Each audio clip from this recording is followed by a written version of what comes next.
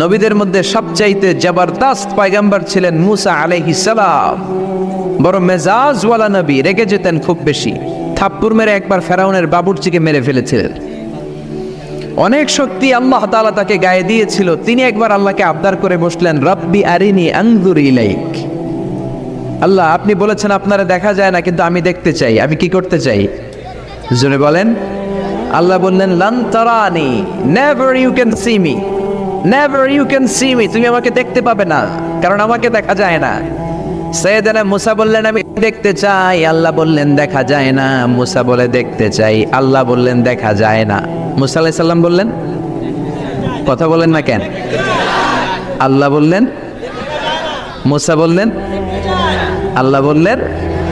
মুসা বলে দেখতে চাই, আল্লাহ বলে দেখা যায় না। কিন্তু সাইয়েদনা মুসা আলাইহিস সালাম ছেড়ে দেবার পাত্র নয়, হেরে যাবার পাত্র নয়, পিছু হটার পাত্র নয়। মনে যেটা উঠেছে আদায় করার পাত্র হলো মুসা, ঠিক কি না?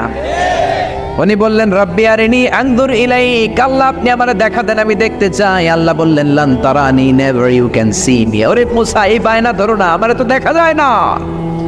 এই পৃথিবীর চামড়ার চক্ষু দিয়ে আমাকে দেখা যাবে না। মুসা বললেন, আমি দেখেই ছাড়ব। আল্লাহও বুঝাতে পারেন না, মুসাও ছাড়েন না।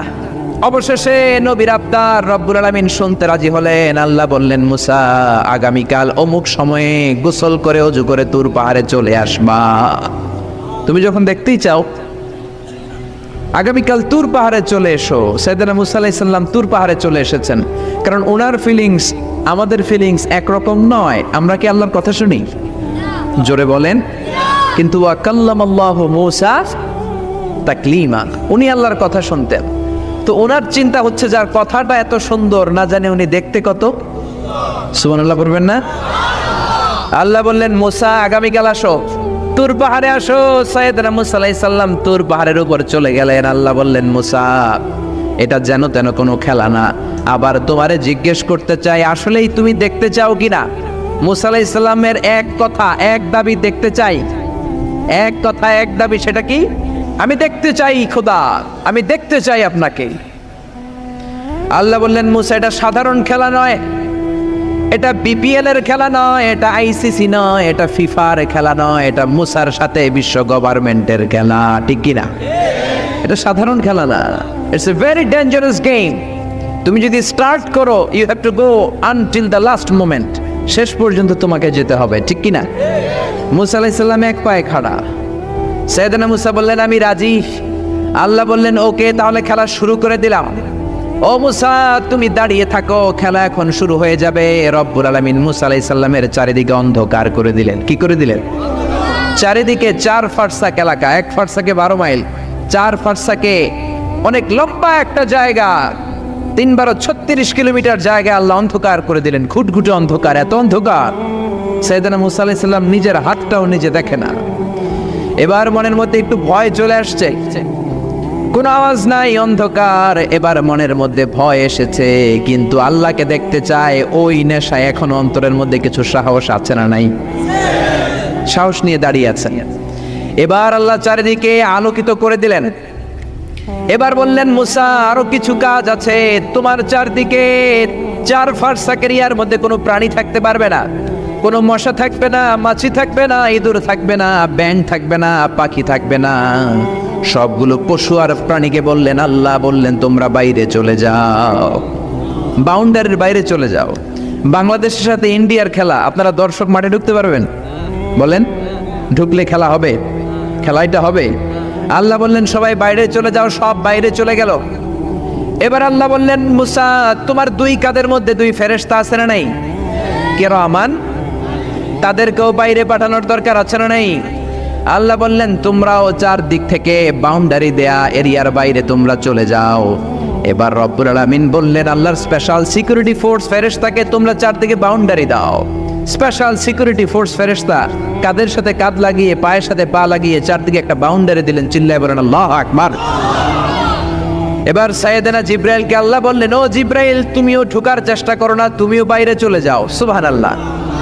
সাইয়েদনা জিব্রাইল বলে, আল্লাহ, আমাকে তৈরির পর থেকে, আমাকে রূহ দেওয়ার পর থেকে আজ পর্যন্ত তোমারে আমি দেখি নাই। সিদরাতুল মুনতাহা হলো আমার লাস্ট বর্ডার। ওই বর্ডারে কান লাগিয়ে তুমি যা বলো শুনি, ওই কথাগুলো নবীদের কাছে পৌঁছে দেয়, এটাই আমার ডিউটি। আজ পর্যন্ত আমিও তোমারে দেখি নাই, তোমার নূর এখনো দর্শন লাভ করি নাই, আমিও দেখতে চাই। আমার ভাই মুসার সাথে আমাকেও দেখতে দাও। আল্লাহ বলল, no no, this game is between Musa and me. এটা মুসার সাথে আমার খেলা, তোমার তো খেলা নাই, ঠিক কি না? জিব্রাইল তুমিও বাইরে চলে যাও। সাইয়েদনা জিব্রাইলও বাইরে চলে গেলেন। এবার একেবারে গ্রাউন্ড রেডি, স্টেডিয়াম রেডি। এবার খেলা হবে। খেলা কি হবে? জোরে বলেন, কি হবে? মুসা আলাইহিস সালামের বিশ্ব গভর্নমেন্ট, আল্লাহর সাথে খেলা। আল্লাহ বললেন, মুসা তুমি উপরের দিকে তাকাও। সাইয়েদনা মুসা আলাইহিস সালাম উপরের দিকে তাকালেন, দেখলেন প্রথম আকাশ দেখা যায়, তারপরে দ্বিতীয় আকাশ, তৃতীয় আকাশ, সব দেখতে আরম্ভ করলেন। প্রথম আকাশ, এটা বিশাল একটা area, it's a big space, we can't imagine. এটা কত বড় আমরা কল্পনাও করতে পারি না, বিশাল। হাতি, সূরাতুল ফিল আছে না নাই? সবচেয়ে ছোট্ট সাইজের প্রাণী পিঁপড়া, পিঁপড়ার নামে সূরা আছে না নাই? সূরাতু আন-নামাল। এরপর মাকড়সার 8 পা, মাকড়সার নামে আছে না নাই? সূরাতু আল-আনকাবুত। মৌমাছি, মৌমাছির নামে আছে না নাই? সূরাতু আন-নাহাল। নারীদের নামে আছে না নাই? নারীদেরকে আমরা পছন্দ করি বেশি, ঠিক কিনা? বিশ্বনবী পছন্দ করতেন, নারীদের মর্যাদা বেশি, মায়ের মর্যাদা 3 গুণ বেশি বাবার চেয়ে। এজন্য দেশের ক্ষমতায় আমরা নারীদেরকে বসাই দিচ্ছি। যেহেতু ক্ষমতা কয় গুণ বেশি, 3 ডবল যেহেতু মর্যাদা, তো বাবারে বসাবো কেন, মারই বসাই দিলাম। 2 মাই আছে, ঠিক কিনা? এই স্বাধীনতার পর থেকে এই 2 মা। আল্লাহ করে মা দিছে কয়টা? জোরে বলেন। এই 2 মা যদি একটু আদর সোহাগ দিয়ে আমাদেরকে রাখতো, তাহলে বাংলাদেশটা সিঙ্গাপুর হয়ে যেত। চিল্লা এখন, ঠিক কিনা? সিঙ্গাপুরে আমি ছিলাম কিছুদিন, আমার প্রোগ্রাম ছিল। এবছর গিয়েছিলাম ব্যাংককে, থাইল্যান্ড। তো ওদের দেশের একটা নিয়ম আছে, সেটা হচ্ছে ম্যারিটোক্রেসি।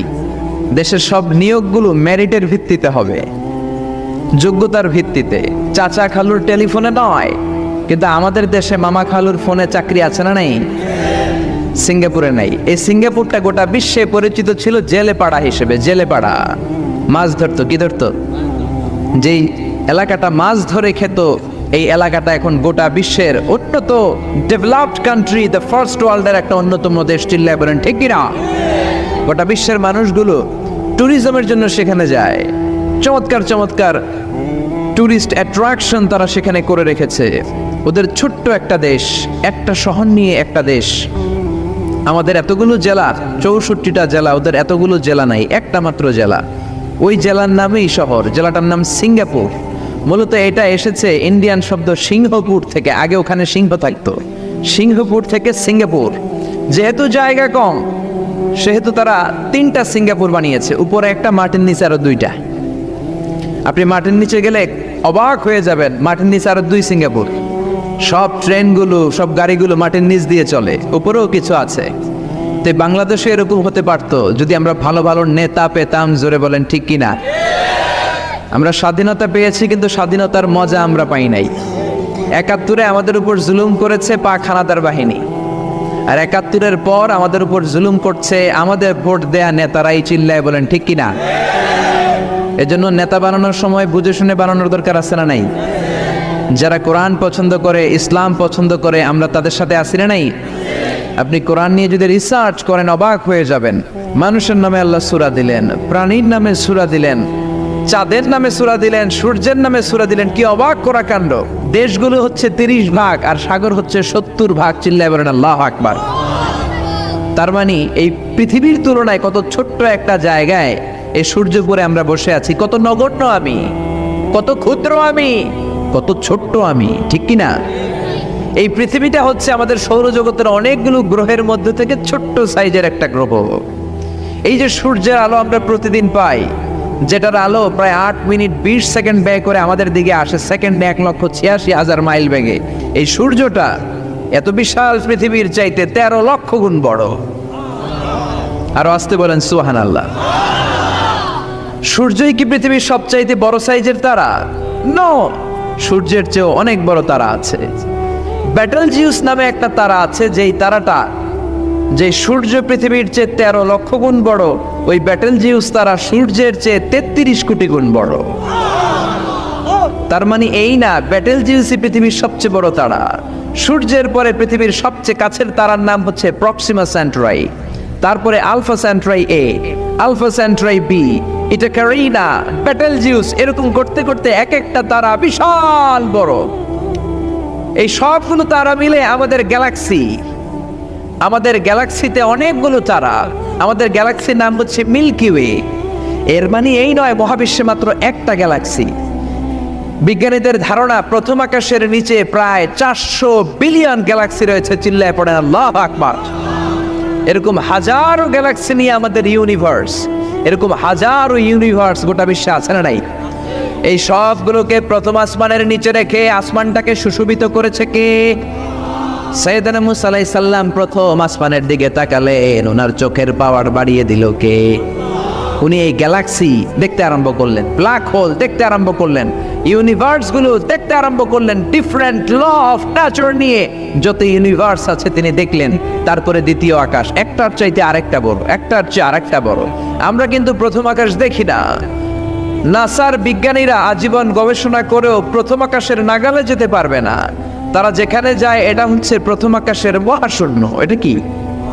প্রথম আকাশের মহাশূন্য, তারপরে প্রথম আকাশ, তারপরে দ্বিতীয় আকাশের মহাশূন্য, তারপরে দ্বিতীয় আকাশ, তারপরে তৃতীয় আকাশের মহাশূন্য, তারপর তৃতীয় আকাশ। একটার চাইতে আরেকটা বড়। কত বড়? বিশ্বনবী বললেন তোমার হাতের আংটিটা, কোনটা? আংটিটা যদি সাহারা মরুভূমিতে ফেলে দাও, তাহলে সাহারা মরুভূমির তুলনায় তোমার আংটি যত ছোট, আল্লাহর দ্বিতীয় আকাশের তুলনায় আল্লাহর প্রথম আকাশটা ঠিক তত ছোট। এভাবে তৃতীয় আকাশ আরো বড়, চতুর্থ আকাশ আরো বড়। সাইয়েদনা মুসা আলাইহিস সালাম দেখলেন 7 আকাশ দেখলেন। তারপরে তিনি দেখলেন সিদরাতুল মুনতাহা দেখা যায়, সেখান থেকে দেখলেন 4টা ঝর্ণা, 4টা নদী, 2টা জান্নাতে ঢুকেছে, 2টা নদী সিদরাতুল মুনতাহা থেকে দুনিয়ায় এসেছে। একটা নদীর নাম হলো মিশরের নীল নদী, আরেকটা হলো ইরাকের দজলা নদী। সুবহানাল্লাহ। তারপরে নজর করে তাকালেন, সেখানে দেখলেন তিনি কোরআনের বাড়ি দেখা যায়। বাল হুয়া কুরআনুম মাজিদুন ফি লাওহিম মাহফুজ। নাম শুনেছেন? লাওহে মাহফুজ কার বাড়ি? কোরআনের বাড়ি। লাওহে মাহফুজ কার বাড়ি? নজর করে দেখে কোরআনের বাড়ি দেখা যায়। সাইয়েদনা মুসা আলাইহিস সালামের চোখের পাওয়ারকে বাড়িয়ে দিয়েছে কে? ওনার চোখের মেকানিজম, মেগাপিক্সেলকে প্রখর করে দিয়েছে কে? তারপরে নজর করে দেখলেন বাইতুল মামুর দেখা যায়, যেই বাইতুল মামুর হলো ফেরেশতাদের কিবলা। আমরা হাজে গেলে, উমরায় গেলে আল্লাহর ঘরকে সেন্টারে রেখে চারদিকে তাওয়াফ করি, লাব্বাইক আল্লাহুম্মা লাব্বাইক বলে আল্লাহরে ডাকি। ফেরেশতারা এই কাবার চারদিকে তাওয়াফ করে না, তাদের জন্য আরেকটা ঘর, আল্লাহর বানানো আরেকটা ঘর 7 আকাশের উপর আছে না নেই? সেটার নাম হচ্ছে আল বাইতুল মামুর। সব ফেরেশতারা সেখানে তাওয়াফ করে, একবার করে ঢুকে 70,000 জন। একবার যারা ঢুকার চান্স পায় কিয়ামত পর্যন্ত দ্বিতীয়বার চান্স তার কপালে জুটবে না। সুবহানাল্লাহ। তারপরে তিনি নজর করে দেখলেন আরশ দেখা যায়, কুরসি দেখা যায়। তারপরে নজর করে সাইয়েদনা মুসা আলাইহিস সালাম দেখলেন আল্লাহর 70,000 নূরের পর্দা দেখা যায়। 70,000 নূরের পর্দা দেখা যায়। সেখান থেকে আল্লাহ গায়বী আওয়াজ দিয়ে বললেন, মুসা লাস্ট ডেস্টিনেশনে চলে এসেছো, একেবারে ফাইনাল গেট। এই গেটের পরে আর ফিরে যাওয়ার কোনো জায়গা নাই। শেষবারের মতো জিজ্ঞেস করি, খেলা কি চলবে নাকি থামিয়ে দেব? সাইয়েদনা মুসা বলে চলবে। সাইয়েদনা মুসা বললেন কি চলবে? কি সাহস ওনার, কি শক্তি ওনার, কি মেধা ওনার, কি কিউরিসিটি ওনার, কি অদম্য আগ্রহ ওনার। উনি বললেন খেলা চলবে। এত দূর এসেছি, পিছনে ফেরে তাকানোর মানুষ আমি নই, ঠিক কি না? আল্লাহ বললেন মুসা তাহলে ঠিক আছে, খেলা শুরু হয়ে যাবে, একটু শক্ত হয়ে দাঁড়াও। সুবহানাল্লাহ পড়েন। এই প্রথম আল্লাহ তার নূরের তাজাল্লির ফোকাস পৃথিবীতে ঠেলে দিবেন, এর আগে পড়ে নাই। আল্লাহু আকবার। সাইয়েদনা মুসা আলাইহিস সালাম শক্ত হয়ে দাঁড়ালেন। ফালাম্মা তাজাল্লা রাব্বুহু জাআলাহু দাক্কা ওয়া খাররা মুসা সাইকা। ফালাম্মা তাজাল্লা রাব্বুহু লিল জাবাল। আল্লাহ বললেন মুসা তবে একটা কথা শুনে রাখো, এত দুর্বল করে তোমাদের বানিয়েছি। ওয়া খুলিকাল ইনসানু দাঈফা। মানুষ কি সবল নাকি দুর্বল? সবল না দুর্বল? দুইবার পাতলা পায়খানা হইলে চেহারার দিকে আর তাকানো যায় না, ঠিক কিনা? আজকের জান্নাতুন নাইম এপ্রিল বিশ্ব সুন্দরী, 20 বছর পরে বিশ্ব পেতনিও না, ঠিক কিনা? অসুস্থ হলে মানুষ দুর্বল হয়ে যায়, বিপদ আসলে মানুষ কাবু হয়ে যায়, বয়সের ভারে মানুষের চামড়াগুলো ঝুলে যায়। মানুষ কি সবল নাকি দুর্বল? জোরে বলেন, সবল নাকি দুর্বল? সে আল্লাহ বললেন, গোলাম চাইতে হবে শুধু আমার কাছে। সব নবীরা এইভাবে দোয়া করেছেন। সাইয়েদনা ঈসা আলাইহিস সালাম দোয়া করেছেন, আল্লাহ আপনার কাছে আমি দোয়া করি আমারে আপনি শেষ নবী বানায়া দেন। কোন নবী? জোরে বলেন, এটা কি সম্ভব? কারণ শেষ নবী একজন আছে না নাই? কি নাম? সবাই বলেন কি নাম? মুহাম্মদ সাল্লাল্লাহু। আল্লাহ বললেন, না না, উল্টা পাল্টা আবদার করো না, ওই নবুয়তি দিয়ে দেয়া হয়েছে। ঈসা বললেন, ওকে, আমি পড়েছি ইনজিলের মধ্যে ওই নবীর উম্মতদের এত মর্যাদা, বনি ইসরায়েলের অনেক নবীর চাইতে নাকি উম্মতে মুহাম্মাদের মর্যাদা অনেক বেশি হবে। আল্লাহ শেষ নবী আমাকে বানালেন না, ওকে, কিন্তু আমার উম্মতকে ওই উম্মত বানান। আল্লাহ বলেন, নো, ওইটাও দেয়া হয়ে গেছে, পাবে কে? বিশ্বনবী পাবে। বিশ্বনবীর উম্মত আমরা হলাম উম্মতে মুহাম্মাদি। আমাদের মধ্য থেকে যারা আলেম হবে, হক্কানি আবেদ হবে, আল্লাহর ওলি হবে, বনি ইসরায়েলের অনেক নবীদের চাইতেও তাদের মর্যাদা বেশি হয়ে যাবে। সুবহানাল্লাহ। এবার উনি চোখের পানি ছেড়ে দিলেন। আল্লাহ দোয়া করলাম আমার শেষ নবী বানালেন না।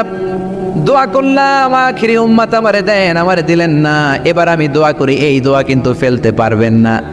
আল্লাহ বললেন, করো করো। সাইয়েদনা ঈসা বললেন, আল্লাহ তাহলে আপনি আমাকে এই পৃথিবীর মধ্যে ওই নবীর উম্মত করে আরেকবার দুনিয়াতে পাঠানো লাগবে। সুবহানাল্লাহ। কবুল করে নিল কে? পৃথিবীতে একজন নবী এখনো মরে নাই, কি নাম? ঈসা আলাইহিস সালাম। উনি আসবেন ইমাম মাহাদির 7 বছর যখন হবে, তার গভর্নিং 7 বছর চলে যাওয়ার পরে আসবেন। ঈসা আলাইহিস সালাম যখন আসবেন, এসে দাজ্জালকে, অ্যান্টি ক্রাইস্টকে নিজ হাতে হত্যা করবেন। চিল্লায় বলেন ঠিক কিনা? এটা ছিল ঈসা নবীর দোয়া। এবার বিশ্বনবী কোন দোয়া করেছেন জানার দরকার আছে না নেই? বিশ্বনবী বলেন, লিকুল্লি নাবিয়িন দাওয়াতুন মুস্তাজাবা। প্রত্যেক নবীর জন্য একটা করে দাওয়া মুস্তাজাবা আছে। আলেম যারা আছেন তারা বুঝবেন, দাওয়া মুস্তাজাবা মানে এমন দোয়া যেটা কবুল হয়ে যায়। দোয়া করলেই, কথা বলেন, দোয়া করলেই কবুল। এরকম দোয়া রব্বুল আলামিন সব নবীকে একটা একটা করে দিয়েছেন। ওই দোয়াটা করলেই সেকেন্ডের মধ্যেই কবুল করে দেয় কে?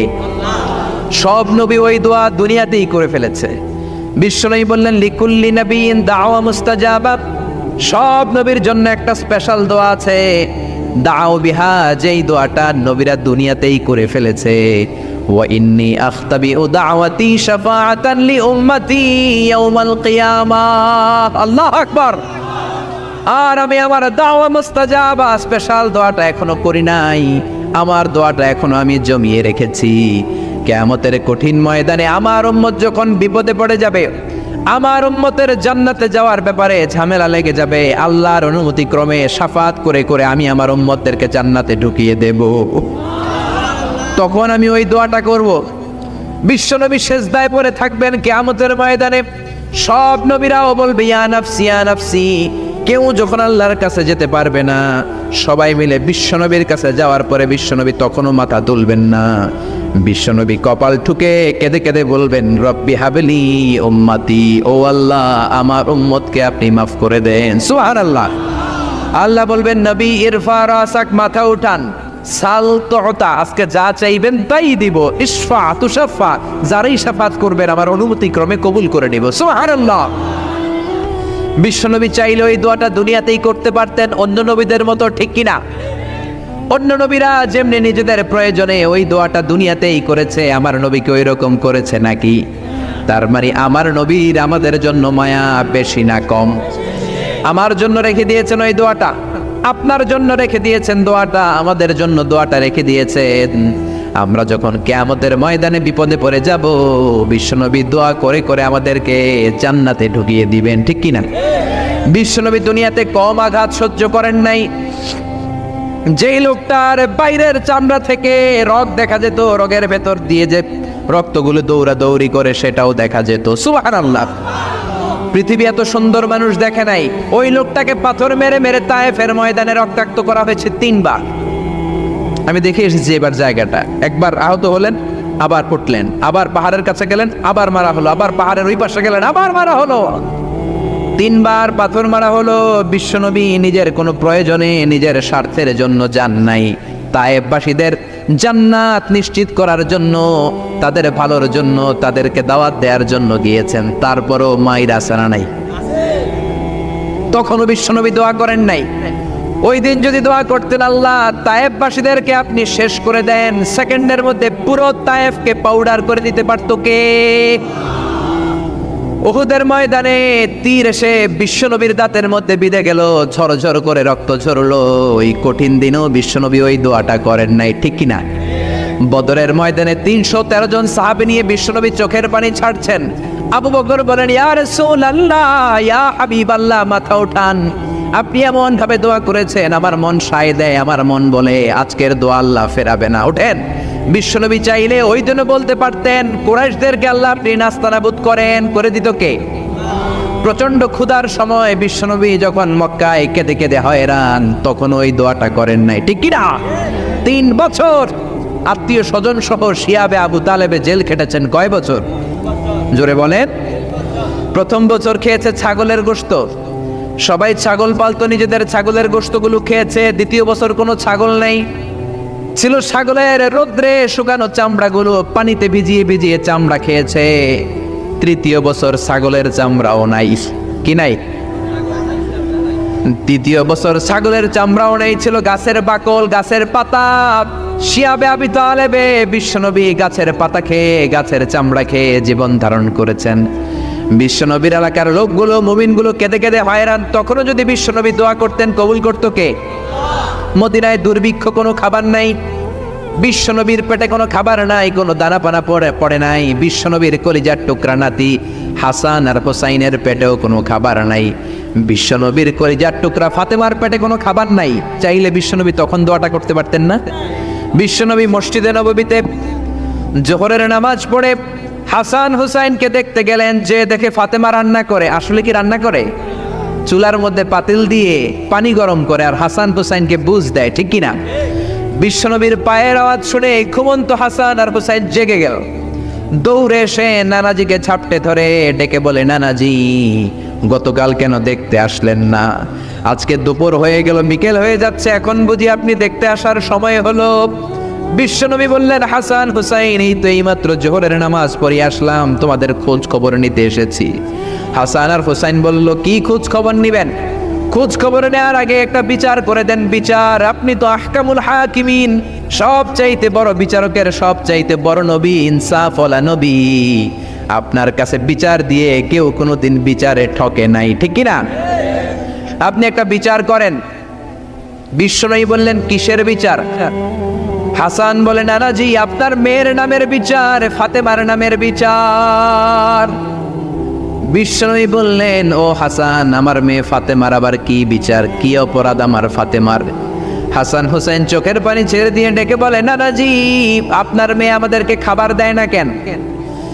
খাবার দেয় না কেন বিচার দিলাম। গতকাল সারাদিন বলেছে রাত্রিবেলা খাবার দিবে, রাতে খাবার দেয় নাই।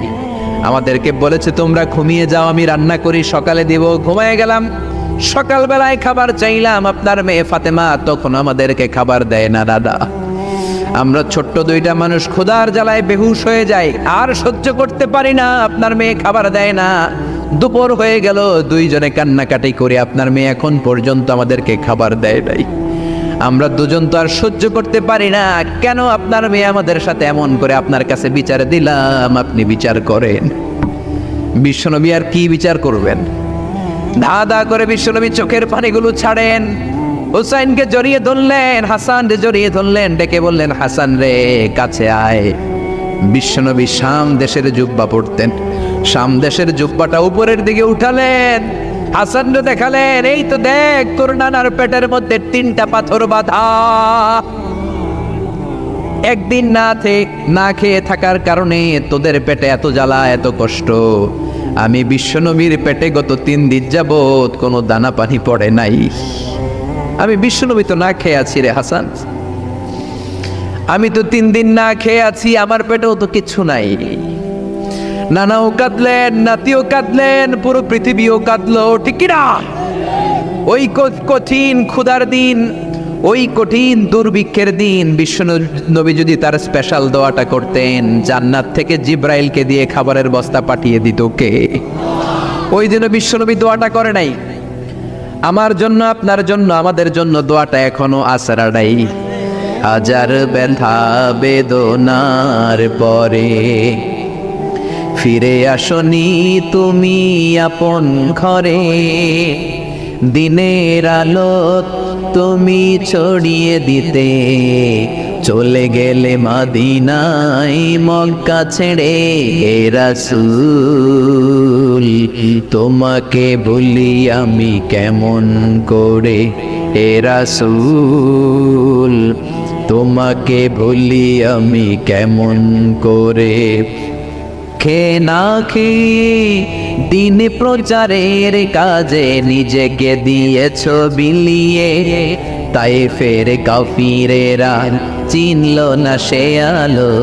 দুষ্ট ছেলেদের পিছু দিল লেলিয়ে, পাথরের আঘাতে ক্ষত বিক্ষত হয়ে সারা শরীর থেকে রক্ত ঝরে।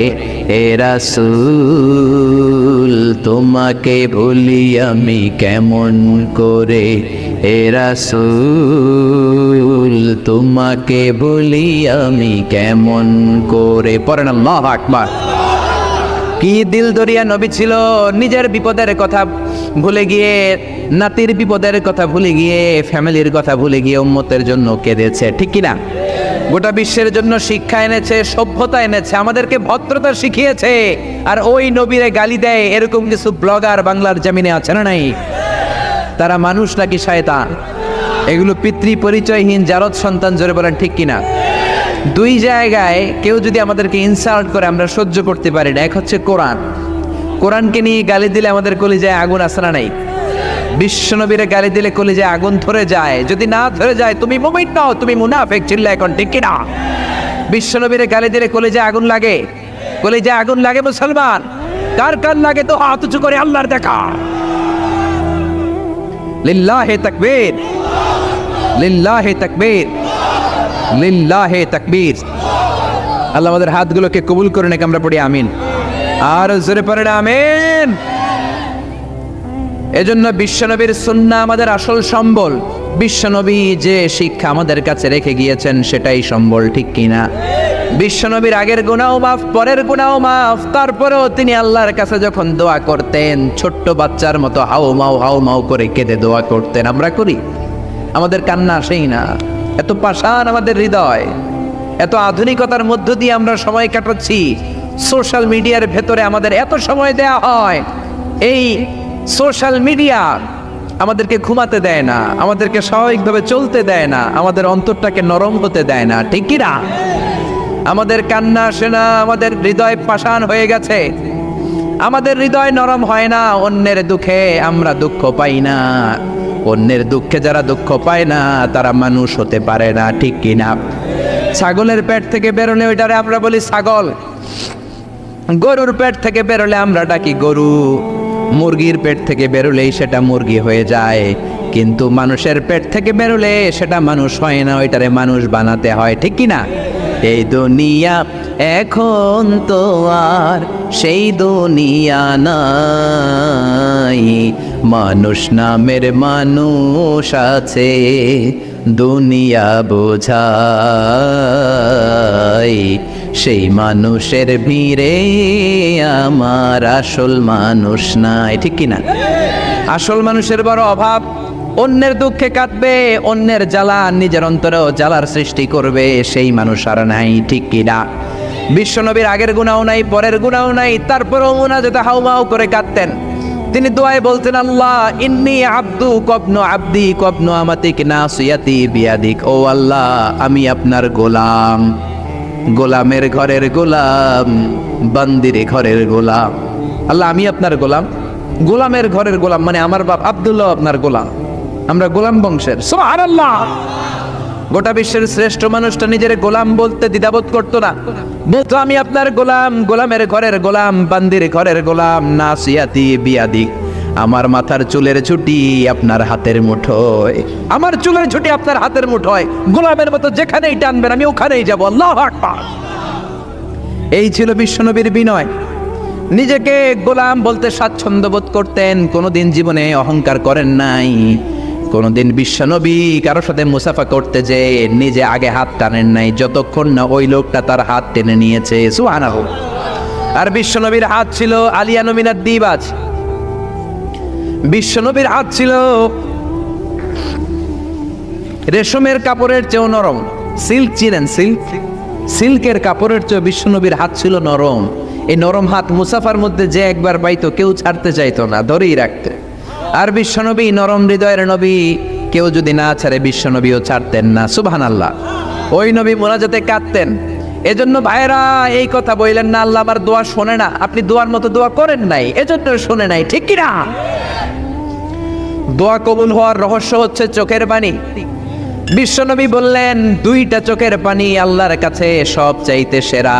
এক হলো জিহাদের ময়দানে রক্তের ফোঁটা, দ্বিতীয় হলো আল্লাহর ভয়ে মোনাজাতের মধ্যে চোখ থেকে বেয়ে বেয়ে পড়া পানির ফোঁটা। আবার বিশ্বনবী বললেন অনুশোচনার চোখের পানি চোখ দিয়ে নাকের ডগা বেয়ে বেয়ে জমিনে পড়ার আগে ওই দোয়াটা কবুল করে নেয় কে? এজন্য চাওয়ার সময় নিজের ছোট করেন, বলবেন আল্লাহ আমি আপনার গোলাম, গোলামের ঘরের গোলাম, বান্দির ঘরের গোলাম, আমার চাইতে ক্ষুদ্র ছোট কেউ নাই, এমন কোনো গুনাহ নাই আমি করি নাই, তুমি ছাড়া আমারে পার করার কেউ নাই, ঠিক কি না? এরকম দোয়ার মধ্যে নিজেরে ছোট করে দেন, আপনার দোয়া কবুল করবে কে? এজন্য সব সময় চাইবে একজনের কাছে, তিনি কে? একদল আছে বা এক শ্রেণীর লোক আছে, রোগে যখন পড়ে তখন আল্লাহরে ডাকে, রোগ ভালো হয়ে যায় আল্লাহরে ভুলে যায়, আছে না নাই? নির্বাচনের আগে আল্লাহরে ডাকে, নির্বাচন শেষ আল্লাহরে ভুলে যায়, আছে না নাই? সমস্যায় পড়েছে আল্লাহরে ডাকে, সমস্যা নাই আল্লাহরে ভুলে যায়, আছে না নাই? এমন করা যাবে না, সব সময় ডাকবেন। তবে রব্বুল আলামিন বলেন স্পেশাল কিছু সময় আছে, ওই সময়ে দোয়া করলে দোয়া কবুল করে নেয় কে? তাহাজ্জুদের সময়। এই স্পেশাল দু একটা সময়ের কথা বলে আমরা দোয়া করব। দোয়া না নিয়ে আজকে কে কে চলে যাবেন হাত তুলে দেখান তো। থাকবেন সবাই? দোয়া করে যাবেন? অল্প 2-1 মিনিট কথা বলে আমি এখন দোয়ার দিকে যাব। ওয়াদা করেছেন বসে থাকবেন। ওয়াদার খেলাফ করা কি মুমিনের আলামত না মুনাফিকের? আমরা একসাথে দোয়া করে আজকে এখান থেকে বিদায় নিব। পড়েন ইনশাআল্লাহ। তাহাজ্জুদের সময় দোয়া করবেন। ওয়া মিনাল লাইলি ফাতাহাজ্জাদ বিহি নাফিলাতান লাকা আসা আইয়াবআসাকা রাব্বুকা মাকামাম মাহমুদা। তাহাজ্জুদের নামাজ পড়লে আপনার মর্যাদা বাড়ায় দিবে কে? এখন হুজুর আমরা তো ফজরই পড়ি না, তাহাজ্জুদ কখন পড়বো? তাহাজ্জুদ তো তাদের যারা ফজর পড়ে, ঠিক কি না? ফজরই তো পড়ে না, তাহাজ্জুদ কখন? ফজরের সময় মসজিদের বেহাল দশা। ফজরের সময় যত মসজিদে নামাজ পড়লাম খালি মুরব্বী চাচাদেরকে পাওয়া যায়, ইয়াং ছেলেরা নাই। ফজরের নামাজ মুরব্বীদের জন্য নয়, ফজরের নামাজ তোমাদের মতো ইয়াংস্টার যারা আছো তাদের জন্য, ঠিক কি না? ওয়াদা করো সূর্যপুরের মসজিদগুলোতে যুবকরা যে ফজরের নামাজে মসজিদ ভরে দিবা, রাজি আছো? রাজি আছো যুবকেরা? এই যৌবন বয়সের ইবাদত আল্লাহর কাছে সবচাইতে প্রিয়। খেয়াল করে বোঝার চেষ্টা করো। যুবক বয়সে যদি গভর্নমেন্ট সার্ভিস করো, বার্ধক্যে উপনীত হলে পেনশন আছে না নাই? অনুরূপভাবে যুবক বয়সে যদি ইবাদত করো, বার্ধক্য অবস্থায় ইবাদত করতে না পারলেও পেনশনের হিসাবে তোমার আমলনামায় সওয়াব দিয়ে দিবে কে? এজন্য যুবক বয়সের ইবাদত আল্লাহর কাছে প্রিয়। মসজিদ তখন ধরে যখন আর কাজ করার সুযোগ নাই। মসজিদে তখন যায় যখন কেউ চাকরিতে নেয় না।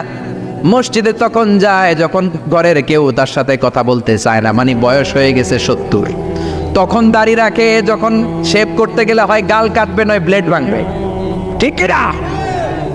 এজন্য যুবক বয়সে মসজিদে যাও। এখন তোমাদের রক্ত গরম, যা চাও তোমরা তাই করতে পারো। যেই মুরব্বী বাবাদের দাড়িগুলো পাকা হয়ে গিয়েছে তারাও তোমাদের মতো ওই বয়সটা পার করে এসেছে, ঠিক কি না? দুদিনের দুনিয়া, অল্প কয়েকটা বছরের ব্যবধানেই তোমার চুল পাকতে শুরু করবে। তোমার এই রক্ত গরম শরীরটাও ঠান্ডা হয়ে যাবে। তোমার আশেপাশে আর কেউ ঘুরবে না, কেউ তোমারে ডাকবে না, কেউ তোমারে গুনবে না। চিল্লায় বলেন ঠিক কি না? এজন্য কিয়ামতের দিন বিশ্বনবী বলেন বনি আদম 5টা প্রশ্নের উত্তর না দিয়ে কেউ পা নাড়াতে পারবে না। এর মধ্যে একটা প্রশ্ন হলো, যৌবন বয়সটা তুমি কেমন কাজে লাগিয়েছো?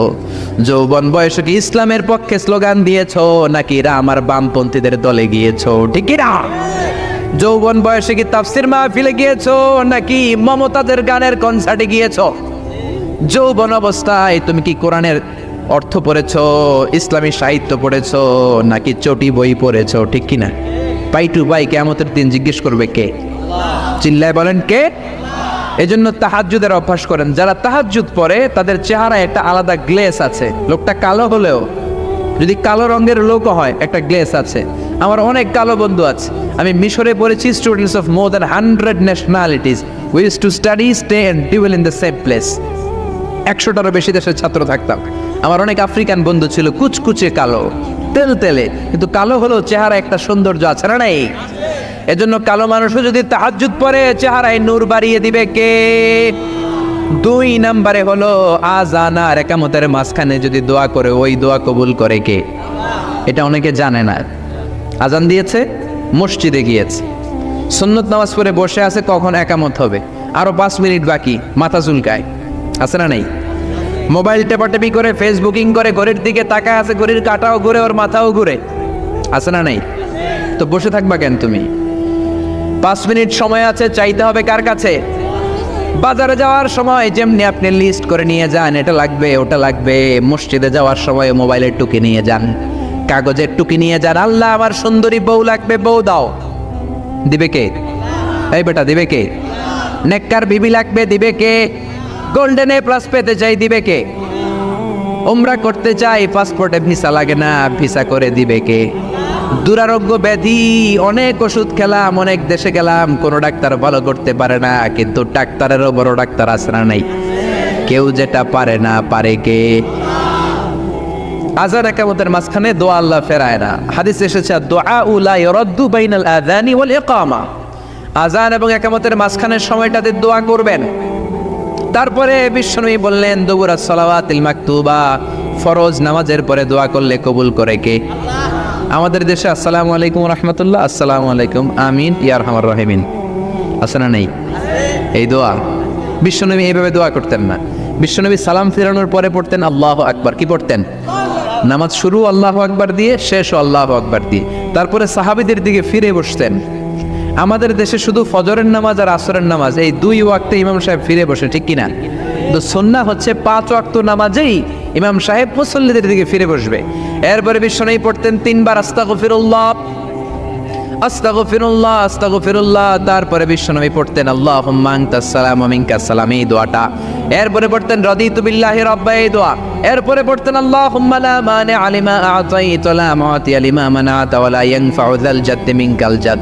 তারপরে আয়াতুল কুরসি পড়তেন। তারপরে বিশ্বনবী 33 বার সুবহানাল্লাহ, 33 বার আলহামদুলিল্লাহ, 33 বার আল্লাহু আকবার, আছে না নাই? এই তাসবিহগুলো আগে আপনি পড়বেন ঠান্ডা মাথায়। এরপরে যদি দোয়া করতে মনে চায়, সম্মিলিত মনে চায় করেন, একা একা মনে চায় করেন, বা হাত তোলা ছাড়া এমনি মুখে করেন, সমস্যা নাই, কিন্তু আগে তাসবিহগুলো পড়তে হবে। চিল্লায় বলেন ঠিক না? এই তাসবির সুন্নাত নাই। মানুষগুলো এত অস্থির, সালামের পরে কখন বেরোবে, কখন বেরোবে, মনে হয় পাবলিক টয়লেটে ঢুকছে, ঠিক না? পাবলিক টয়লেট হচ্ছে এমন জায়গা যে পাবলিক টয়লেটের ভিতরে আছে, ও বের হওয়ার জন্য ছটফট করে, আর যে বাইরে সিরিয়াল ধরে আছে, ও ঢোকার জন্য ছটফট করে, ঠিক কিনা? মনে হয় পাবলিক টয়লেটে এসেছে, মসজিদে ঢুকেছ, আল্লাহুম্মা বলে তুমি ঢুকে গেলা আল্লাহর নাম নিয়ে। যখন মসজিদে ঢুকে গেলা, তোমার মাথার উপরে রহমত ঢালছে কে? মসজিদ হচ্ছে রহমতের জায়গা। সালাম ফেরানোর পরে তাসবিহ পড়েন, তারপরে আপনি দোয়া করেন। এজন্য সালাম ফেরানোর পরে দোয়া কবুল করে কে?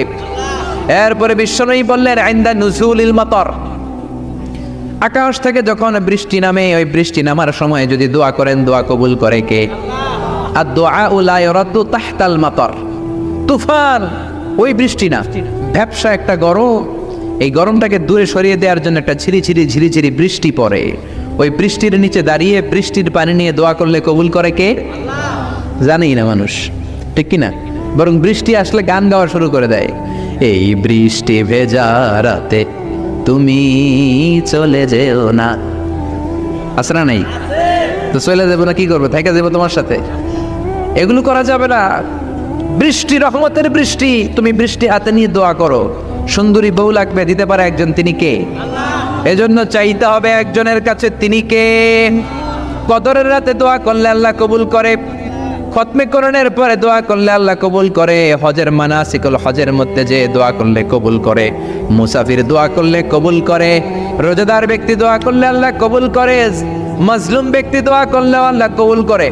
এজন্য বিশ্বনবী বলেছেন, ইত্তাকু দাওয়াতাল মাজলুম, মাজলুমের বদদোয়ারে ভয় করো, ফাইন্না লাইসা বাইনাহু ওয়া বাইনাল্লাহি হিজাব, তার আর তার আল্লাহর মাঝে কোনো পর্দা থাকে না। মাজলুম দোয়া করলেই কবুল, সুবহানাল্লাহ।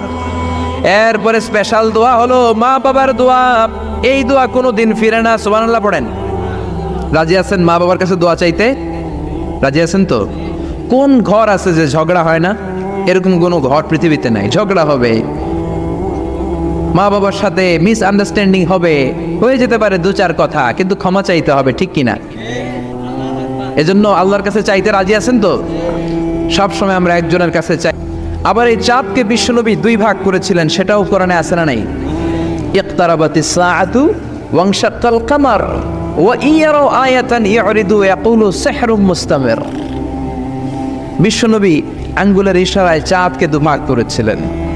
মক্কার কুরাইশরা এসে বলল, আব্দুল্লাহর বেটা মুহাম্মদ, তুমি যদি আকাশের পূর্ণিমার জ্বলজ্বলে চাঁদকে দুই ভাগ করে দেখাতে পারো, তাহলে বিশ্বাস করবো যে তুমি নবী। আর যদি দেখাতে না পারো, তাহলে তুমি নবী নও। বিশ্বনবী গ্রিন সিগন্যালের জন্য উপরে তাকালেন, কারণ বিশ্বনবী মন গড়া কিছু বলতেন না। উপর থেকে সিগন্যাল আসলে তারপরেই বলতেন, চিল্লায় বলেন ঠিক কিনা? বিশ্বনবী গ্রিন সিগন্যাল পেলেন। বিশ্বনবী বললেন, অবশ্যই আমি দেখাতে পারবো। শাহাদাত আঙ্গুলি বলি আমরা এটাকে, কিন্তু আরবিতে এটাকে বলা হয় আস-সাব্বাবা। এই সাব্বাবা তুলে উনি বিসমিল্লাহ আল্লাহু আকবার এরকম করলেন, পূর্ণিমার চাঁদটাকে ফেটে দুই ভাগ করে দিল কে? একটা চলে গেল জাবালে আবু কুবাইস, সাফা পাহাড়ের উপরে যে অংশটা। জাবালে আবু কুবাইস আউয়ালু জাবাল ফিল আলাম, পৃথিবীর প্রথম পাহাড়। এই পাহাড় থেকেই অন্যান্য মাউন্টেন রেঞ্জ, এই যে আলাস্কা পর্বতমালা, তারপর মাউন্ট এভারেস্ট, আল্পস পর্বতমালা, তারপর তুরে সাইনা, এই যে সিলসিলাতুল জিবাল, এই সব পাহাড়ি রেঞ্জগুলো এই আবু কুবাইস থেকে গোটা বিশ্বে ছড়িয়ে দিয়েছে কে? চাঁদের এক খণ্ড চলে গেল আবু কুবাইসে, আরেক খণ্ড চলে গেল জাবাল কায়কানের ভেতরে। মক্কার লোকেরা দেখে তো অবাক, কি আজীব তামাশা, চাঁদকে দুই ভাগ করে ফেললো, আবার এই চাঁদকে মিলিয়ে দিল। বিশ্বনবীর এই চমৎকার মুআজিজা দেখে হাজার হাজার মক্কার লোকেরা কালিমা পড়ে মুসলমান হয়ে গেল। এই চাঁদের মধ্যে প্রথমে নেমেছিল নীল আর্মস্ট্রং। কি নাম?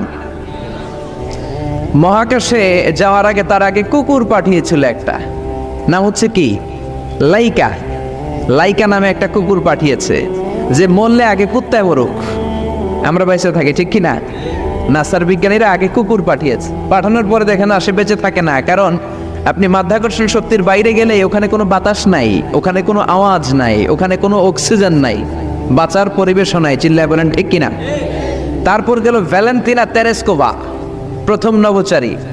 এদের সাহসের এই ধারাবাহিকতায় 1969-এ অ্যাপোলো 11 নামে একটা স্পেস শাটল দিয়ে নাসার সেই স্টেশন থেকে নীল আর্মস্ট্রং, এডউইন অলড্রিন আর মাইকেল কলিন্স তিন বন্ধু মিলে একটা স্পেস শাটল দিয়ে চলে গেল চাঁদে। চাঁদে তারা নামলো, দীর্ঘ সফর, প্রচন্ড ক্ষুধা, খাওয়ার কিছু নাই, পকেটে ছিল চকলেট, চকলেট তারা খেলো। ইউনাইটেড স্টেটস অফ আমেরিকার পতাকা তারা সেখানে গেড়ে দিল। নীল আর্মস্ট্রং খেয়াল করে দেখে চাঁদের এই মাথা থেকে ওই মাথার মাঝখানটাতে ফাটা। ফাটিয়েছে কে? চিল্লায় বলেন কে? সে পরবর্তীতে পৃথিবীতে এসে বিশ্বনবীর বায়োগ্রাফি পড়ে জানতে পেরেছে এটা বিশ্বনবী আঙ্গুলের ইশারায় ফাটিয়েছিলেন। পড়েন আল্লাহু আকবার। আবার চাঁদের মধ্যে সে একটা মিউজিক শুনতে পেল। কি শুনতে পেল? চমৎকার একটা মিউজিক, কিন্তু পৃথিবীতে এসে কোথাও এই মিউজিক সে পায় না, কোথাও এই মিউজিকের ক্যাসেট অ্যালবাম খুঁজে পায় না। পরে আমেরিকার একটা প্রেয়ার হলের পাশ দিয়ে সে হেঁটে যাচ্ছে, হঠাৎ দেখে ওই মসজিদের ভেতর থেকে ওই মিউজিকটা বাজে যেটা সে চাঁদে শুনেছে। মসজিদে ঢুকে দেখে একজন লোক কানের মধ্যে দুই হাত দিয়ে এই মিউজিকটা বাজায়। আসলে এটা কি মিউজিক না আজান? চিল্লায় বলেন মিউজিক না আজান?